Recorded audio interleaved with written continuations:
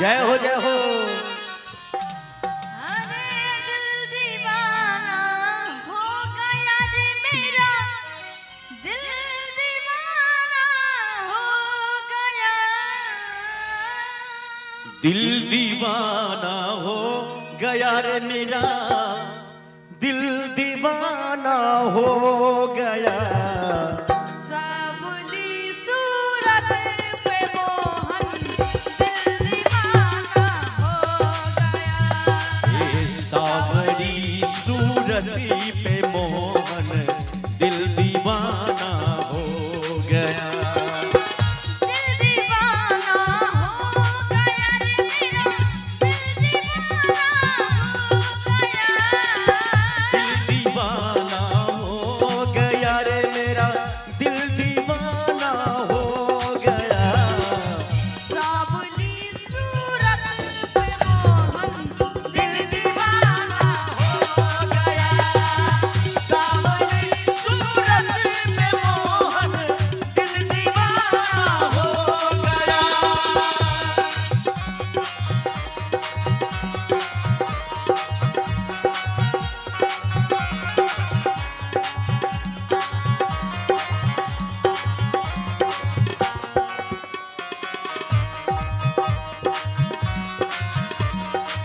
जिया जिया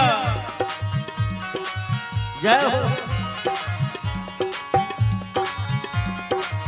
बोले कृष्ण भगवान की जय हो।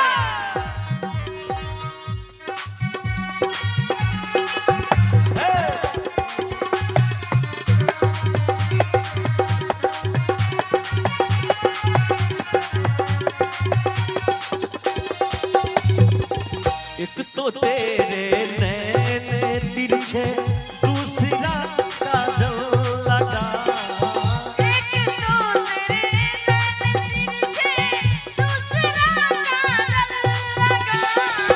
एक तो तेरे नैन तिरछे, दूसरा काजल लगा। तीसरा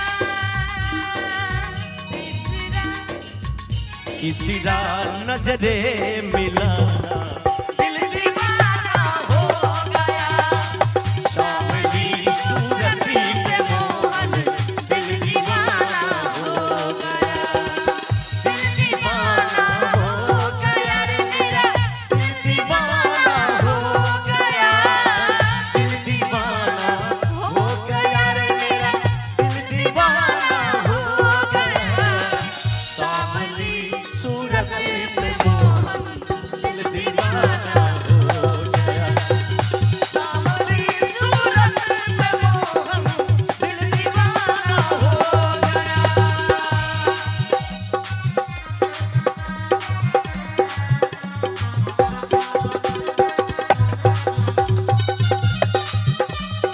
जय हो।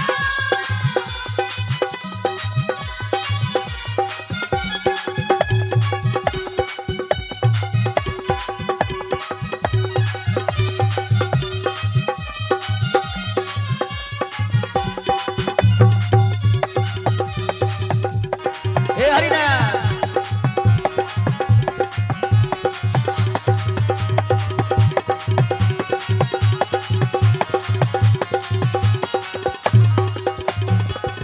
एक तो तेरे होठ पतले, दूसरा लाली लगी। एक तो तेरे ओठ पतले, दूसरा लाली लगी। एक तो तेरे होठ पतले, दूसरा लाली लगी। तीसरा बोलो बोलो तीसरा तेरा मुस्कुराना दिल दीवाना हो गया। सावली सूरत पे मोहन दिल दीवाना हो गया। लेकिन मोबाइल वही काम करता है जहां पे टावर होता है, और भजन में ताली वही बजाता है जिसके हाथों में पावर होता है। एक बार दोनों हाथ उठा के ताली देंगे हमारे भैया लोग, हमारे बहना लोग। कन्या हो सब दोनों हाथ उठा दियो तो मैं बहन साहब जो न उठाए हाथ उनको सातों विद्या नाश। चलिए अक्रिय दे देंगे जी। उठाइए ताली, अभी मत बजाइए, पहले हाथ उठाइए। ले गया दीदी, ले गया मटकी चाची तोरे के जगह। कल टुकुर टुकुर तो को हाथ उठा के ताली बजा के भैया ए सतीश सावली सूरत पे मोहन दिल दीवाना हो गया। सावली सूरत पे मोहन दिल दीवाना हो गया। अच्छा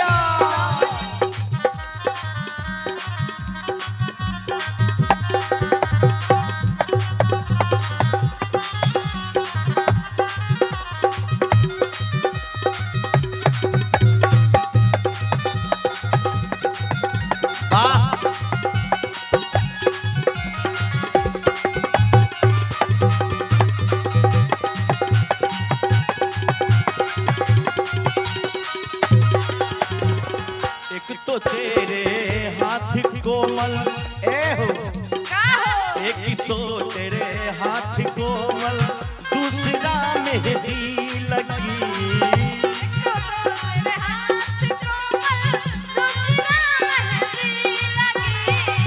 एक तो तेरे हाथ कोमल दूसरा मेहंदी लगी तीसरा तीसरा तीसरा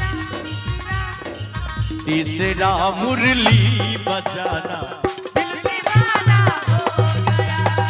सावली सूरत पे मोहन दिल दीवाना हो गया।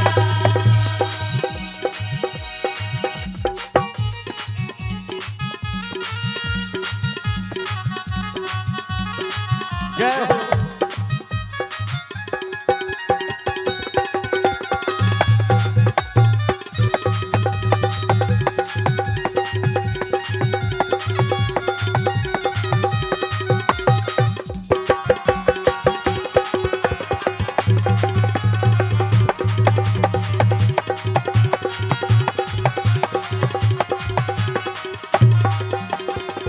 एक तो तेरे पाँव नाजुक दूसरा घुंघरू बजा।